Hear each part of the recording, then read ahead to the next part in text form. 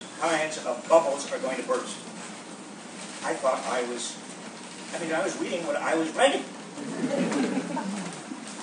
Now, Mariner Eccles did not have access to one set of data I did have, because there are a set of economists who looked at tax returns since 1913.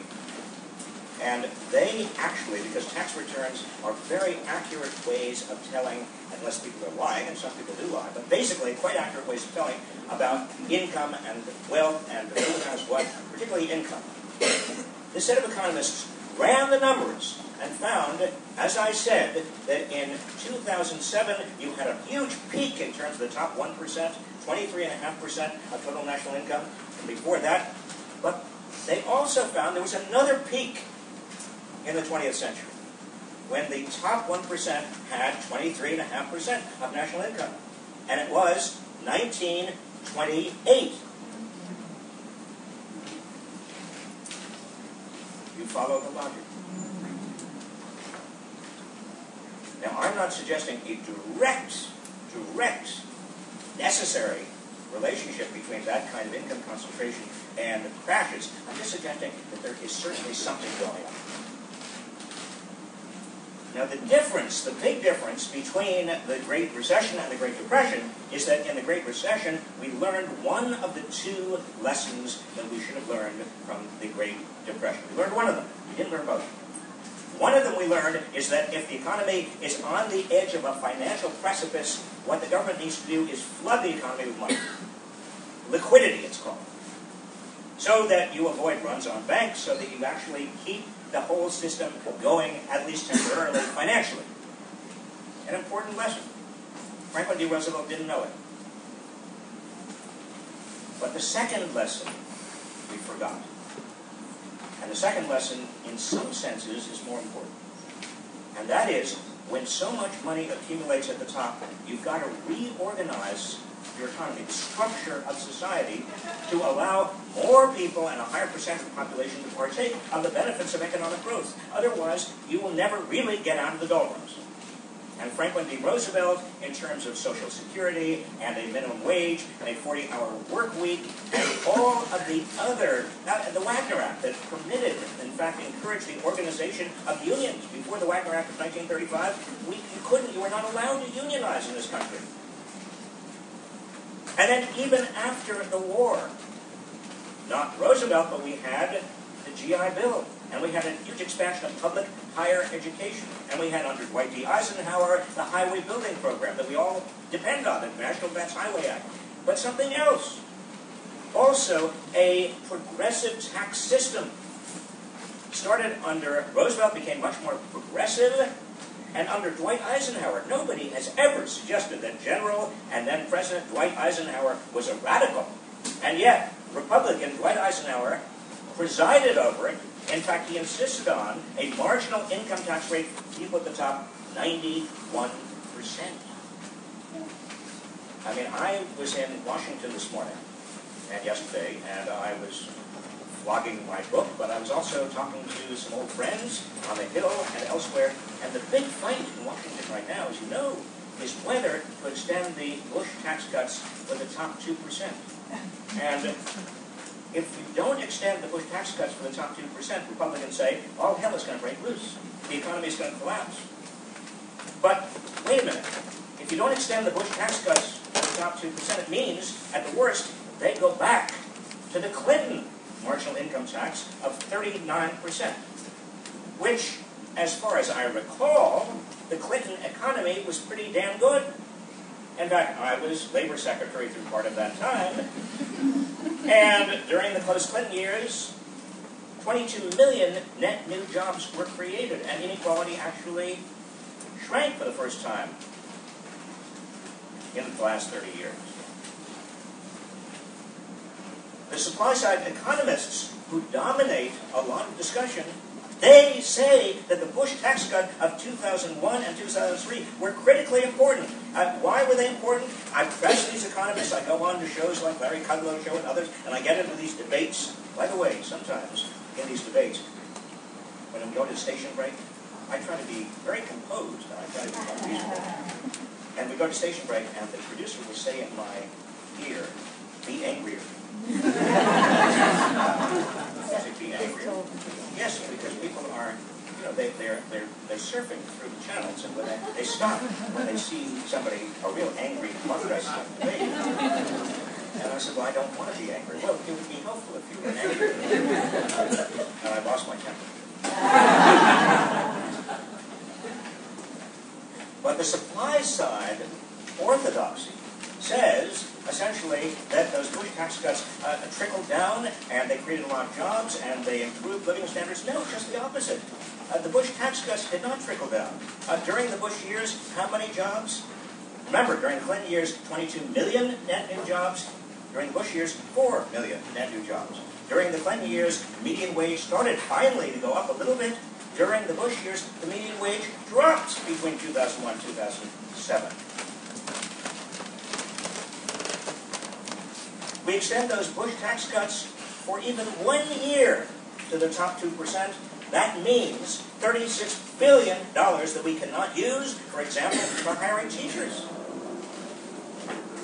who are losing their jobs, who, by the way, would spend almost all of their income as apart from, and in distinction to, a lot of the people at the top who won't. Things are so screwed up. Last year, the 25 top hedge fund managers in the United States earned, on average, $1 billion each, and paid, on average, a marginal income tax rate of 17%. Now, $1 billion is enough to pay 20,000 teachers.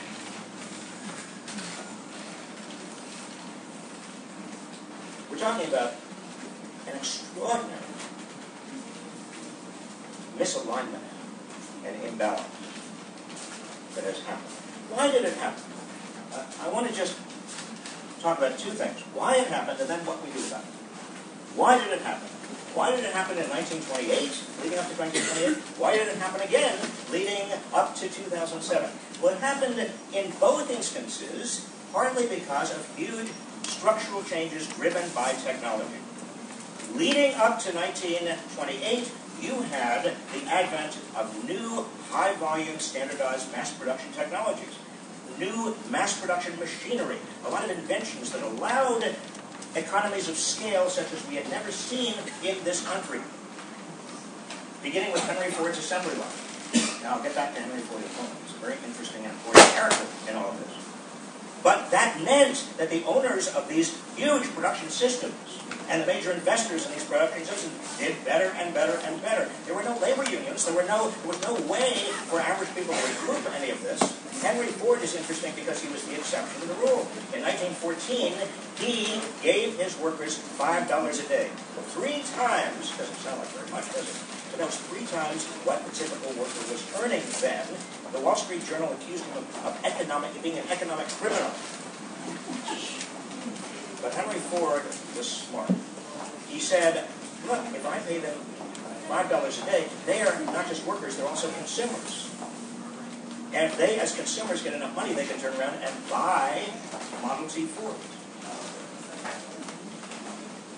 In other words, he envisioned and understood, in a way, that there's a basic bargain at the heart of an economy. And that basic bargain is workers need to be paid at least as much as per capita productivity would generate to allow them to turn around and buy what they produce. Otherwise, you're going to tend toward more and more concentration of income and wealth. In the 1950s, after Roosevelt, after the New Deal, after the Second World War, after Eisenhower, after all of this reorganization of the economy, we did have extraordinary equality and extraordinary economic growth. Mass production went hand in hand with mass consumption. And we also had the wherewithal and the resources, not just for consumption, but also to invest in education, in our highways, in infrastructure, in parks. What happened after 1980? Another burst of different kinds of technologies. cargo ships, containers, satellite communication technologies, and eventually the computer and the internet. What did these do? They allowed the production process to be parceled out around the world to wherever it could be done most cheaply, but it also allowed routine workers to be easily replaced by automated machinery. It's not just globalization, folks. Remember operators, telephone operators? Not many left. Do you remember bank tellers? Remember bank tellers? Okay, here's something. Do you guys remember service station attendants? You don't? You don't remember service station attendants? Do you remember service station attendants? Yes. How many of you who remember service station attendants remember service station attendants who would walk out with uniforms? Some of you are very old. Anyway, so we've had technologies that have been replacing routine work in a very dramatic way. It's not just globalization.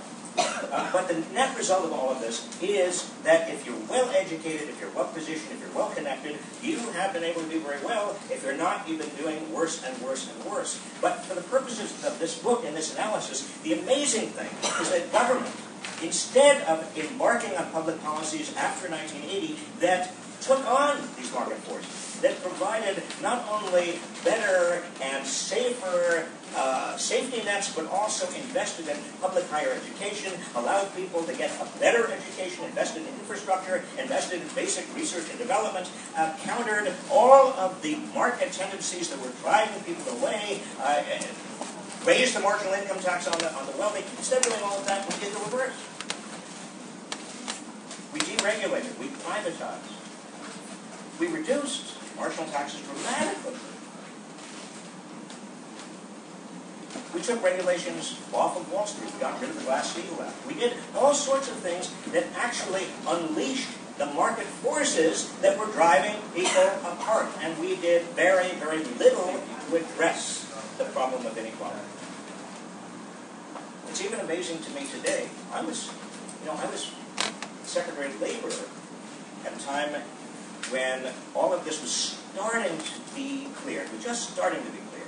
Again, it's very easy when you're in government to be confused because the business cycle is all anybody pays attention to. Most of the time, the media just pays attention to the business cycle. So with Bill Clinton, as long as the business cycle looked like it was starting to go up again, there was less and less pressure to do the kind of basic investments in infrastructure and education and all the kind of things that need to be done to reverse the structural malfunctions that were happening.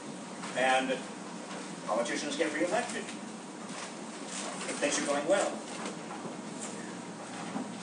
Politicians and Washington, I come from Washington with a fresh appreciation since I was there this morning, is filled with tacticians. We're thinking about individual little battles. Everybody has an instinct for the capillary. Instead of looking at the big picture and the long-term picture. So what do we do? Well, in here, I provide the answer. A direction. I do suggest, I don't pretend to have all the answers, but I do suggest what we need to do. But if I told you, that would give away the plot. Wouldn't it? And you would not necessarily want to read the book. So, tough. I want to end on an upbeat note, and that is that I am a student of history, a student of particularly American history, and I know that every time we get put in a very difficult position, every time the going gets very hard, we eventually adopt reforms. We don't succumb to the demagogues.